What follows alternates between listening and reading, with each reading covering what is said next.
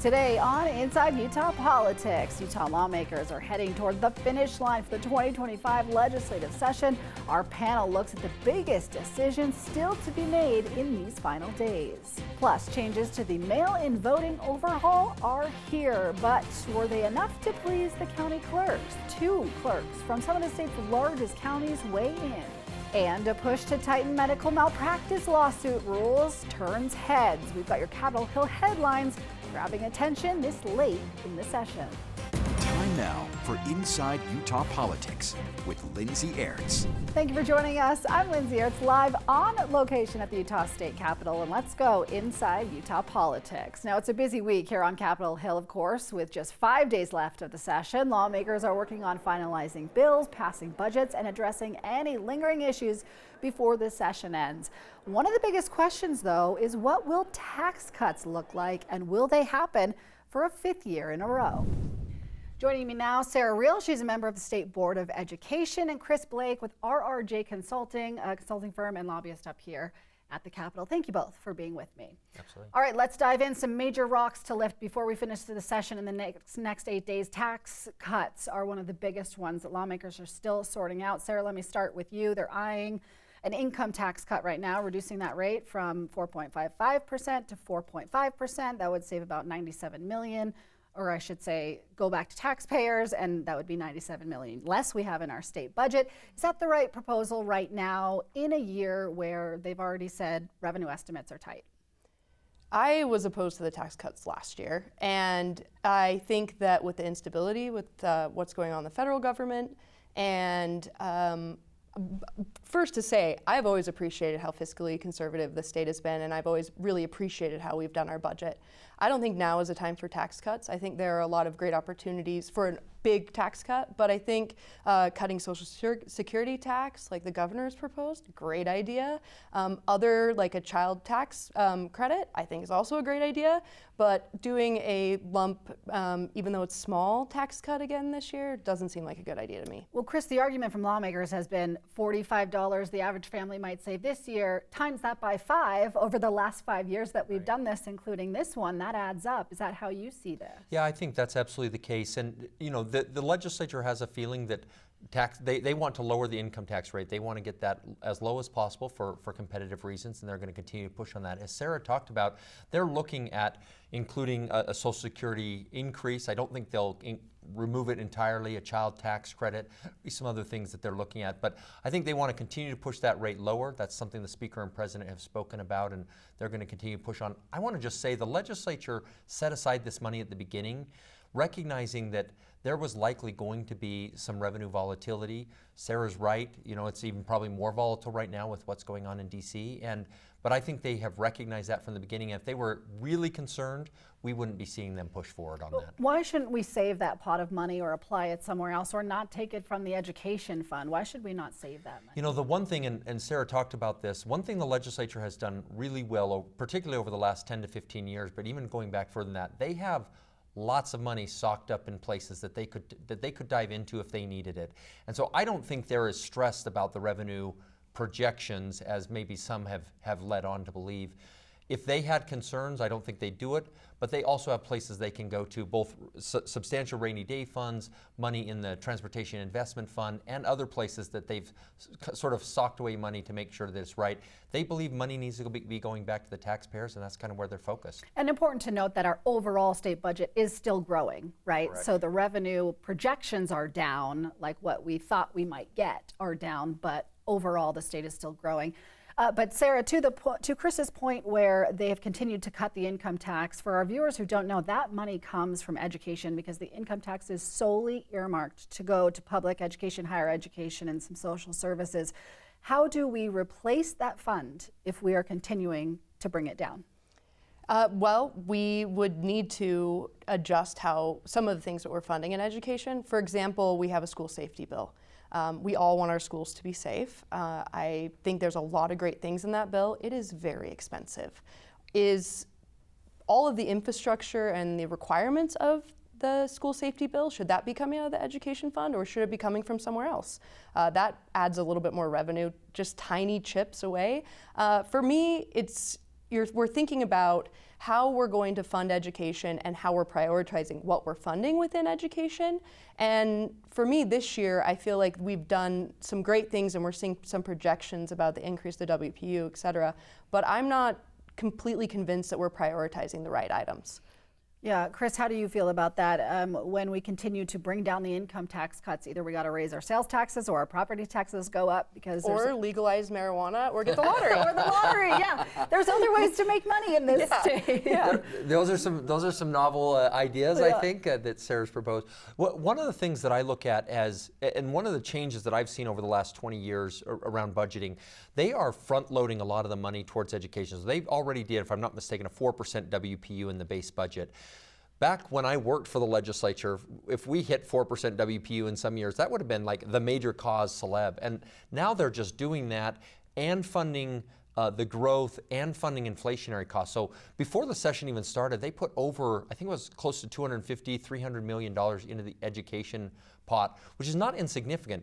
They're going to grow it some more, but there are always going to be more needs, even more wants than they have the ability to fund. And so I think what they've done is really responsible in terms of making sure that public education is continuing to grow, has additional money to meet not only the needs of our students, but as Sarah points out, like the school safety bill, that is putting some real costs on our districts and our charter schools, and there are some concerns there, some valid ones. Another one would be the Utah Fits All scholarship that's appropriating about $40 million. I mean, that all has to be approved, but that's the estimate right now. Yeah, and to add on to what Chris was saying, I mean, I think that in the education, I'm speaking for myself, not the whole board, but in the education environment, we're grateful for all of those increases, especially after the recession. It's taken us a lot of time to catch up, right? But we have created so much over-regulation in education, so many requirements, which require more staff, more FTEs. We just keep putting more on education, including a lot of mental health services, which probably should be coming out of healthcare. It should be a healthcare thing, not an education piece. And so even though we're grateful for the increase in the WPU and the consistent funding and the increase in funding, I think that it's looking at how much burden are we placing on our LEAs and our schools and our entire system, and is education taking a lot of that on? And if they are, on top of a lot of the new regulations and laws that have been passed over the last 5 years, we're needing more staff. We have to do a lot more requirements, we have a lot more data that we're processing, and technology changes, which technology is in the classroom. So that's also expensive. So it's not that education isn't frugal. I think education is very frugal. I've spent my whole career in education, but we just have a great need for more resources. And I think Sarah's point here is really important. We are putting a lot of demand on our teachers and our schools, our administrators, and balancing that off the increase in costs is something that they're really going to need to spend some time on, I think, going forward. Are we putting too much on our teachers? Is the expectations too high relative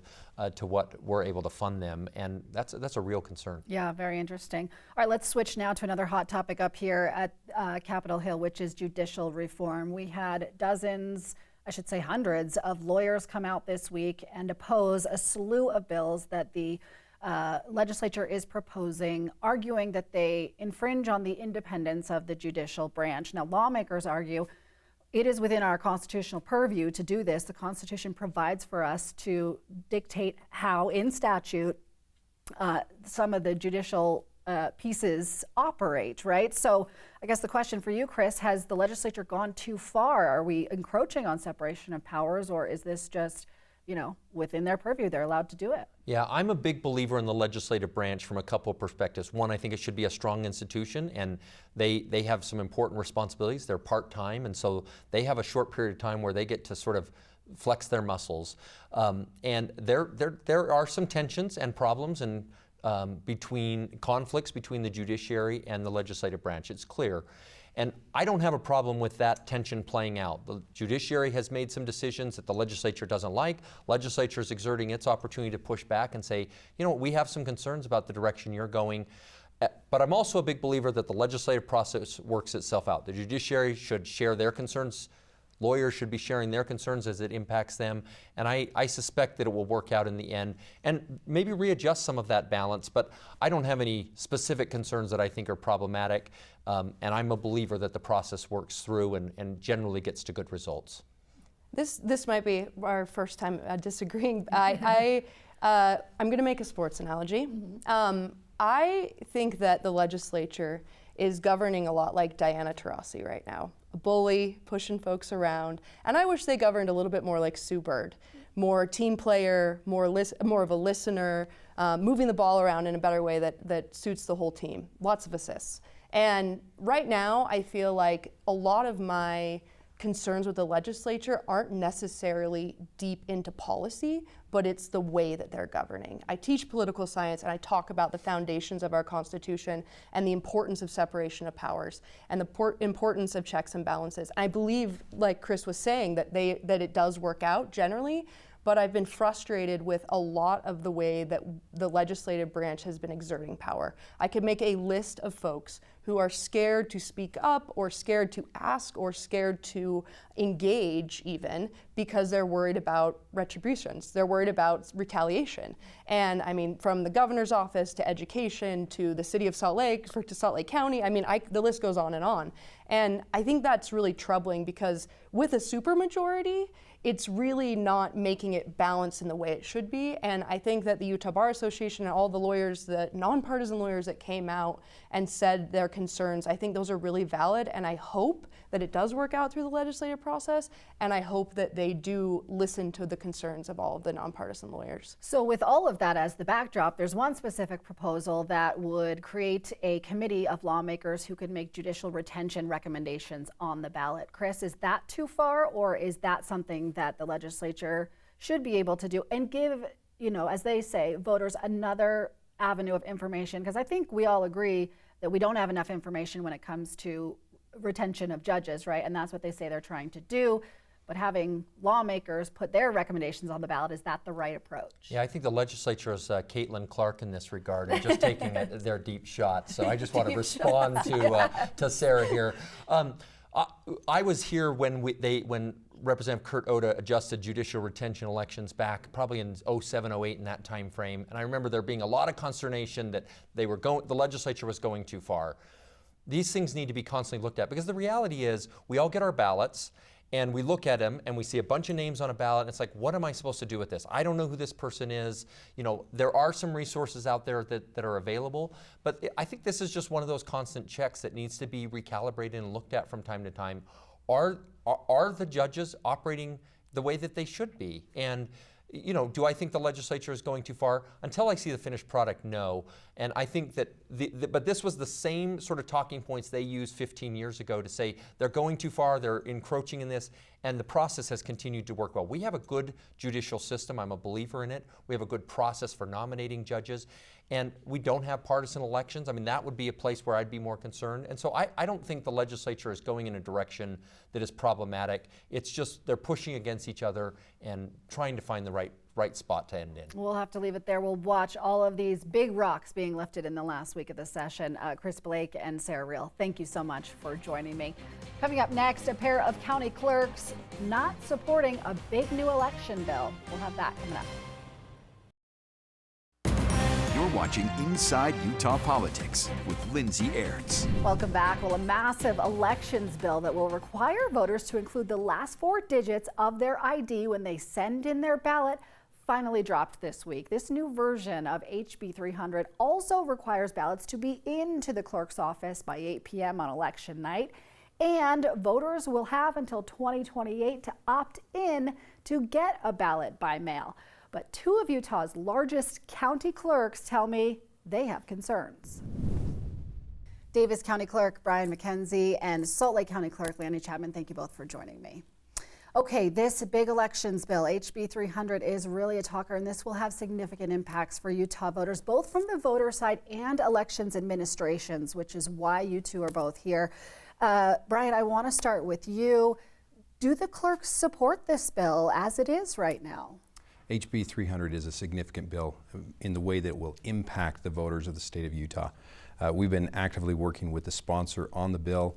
working to try to make some improvements. While some improvements have been made, still some critical concerns need to be resolved in this bill. So currently, no, clerks do not support this bill. Okay, interesting. So dive into those concerns for me. What are the biggest pieces that the clerks feel like will impact voters here? Yeah, a couple of areas. One is, the idea is to propose and move the state forward with an opt-in or opt-out of a vote-by-mail process.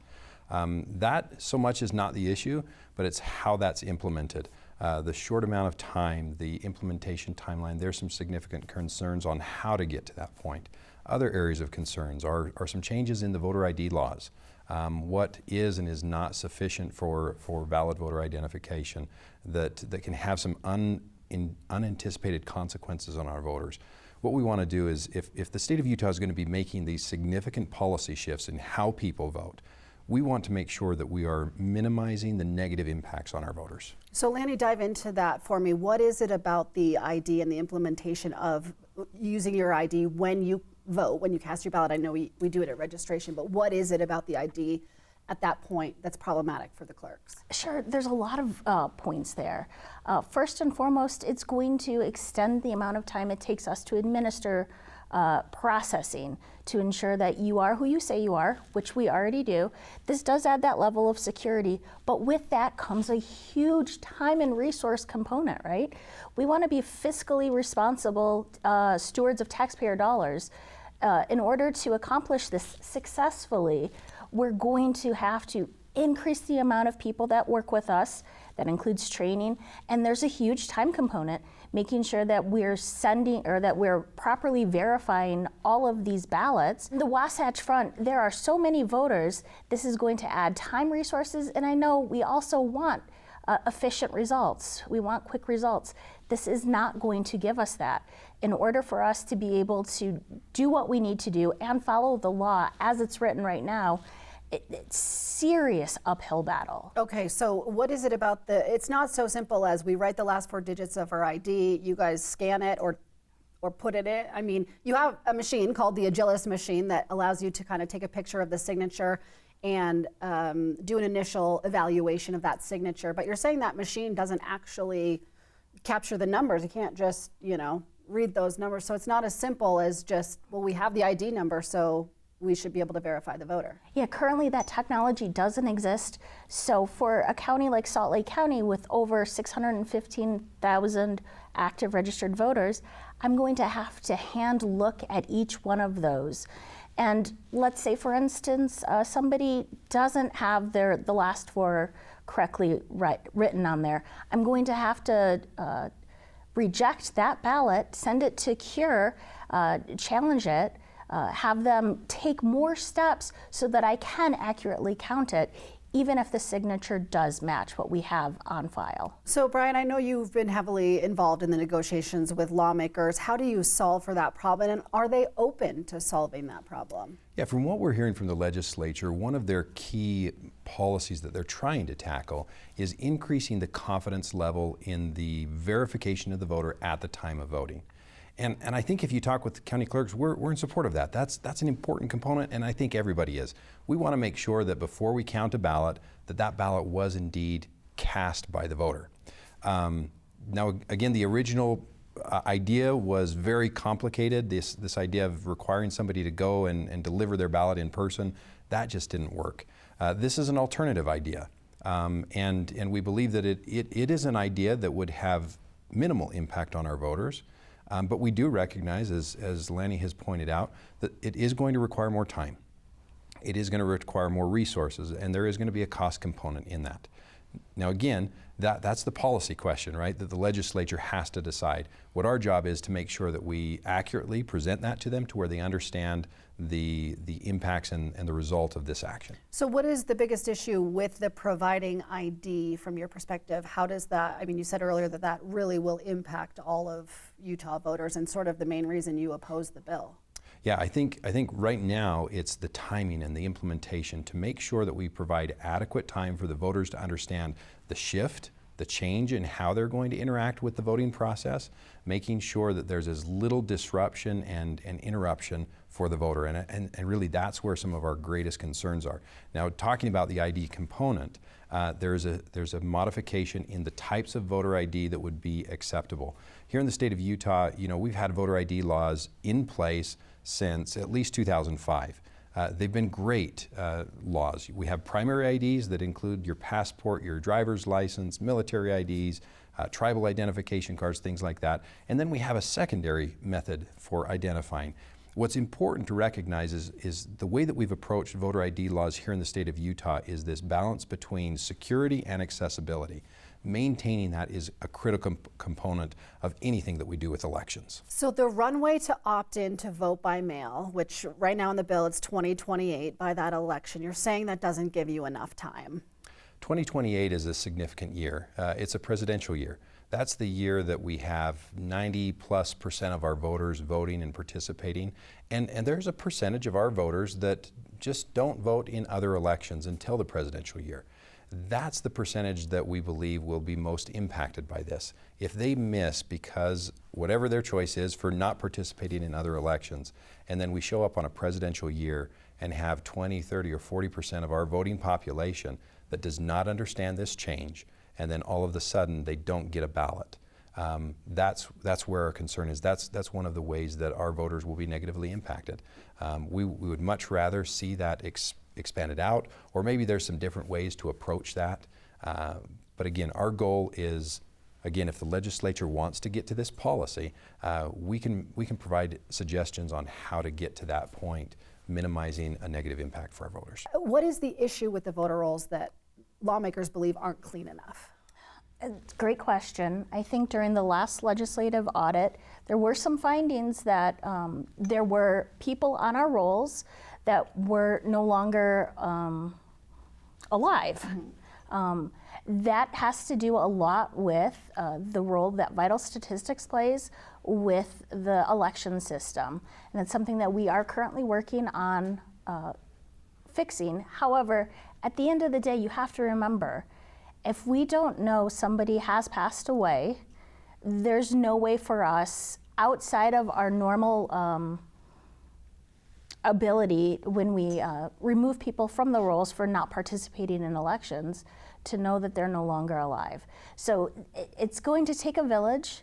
And again, the beehive state, that's something that we're used to doing, making sure that we all can work together to make sure that we're running the best elections we can. And that's something that I think we have to keep in mind. Ryan, leave us with our final thoughts here in terms of what you want to see fixed, changed, to get on board with supporting this bill and make it the best bill so voters can vote. If I can, I want to address one thing with Yes. voter registrations. So in the state of Utah, while we are not perfect and we recognize that, we should tell our citizens and make sure that our voters understand the voter registration rolls in the state of Utah are amazingly clean. Even from the legislative audit, we found that 99.90% of our voter registration rolls are accurate. We have some improvements, we want to work on those, and we're committed to making sure that those are clean. As it relates to HB 300, what would I really love to see? We are actively working within the Senate. Our goal is to help the legislature meet their policy goals that they want to accomplish, but do it in a way that does not negatively impact our voters. We'll watch to see how this progresses. Davis County Clerk Brian McKenzie and Salt Lake County Clerk Lanny Chapman, thank you both for joining me. When we come back, another major proposal to change the cap on medical malpractice in Utah. We'll talk about that. Stay with us. Welcome back in. Now here are some of the other bills making top headlines right here on Utah's Capitol Hill. Well, lawmakers are considering a proposal that would cap medical malpractice damages. House Bill 503 would limit damages of all kinds in these cases to $1 million unless the patient died.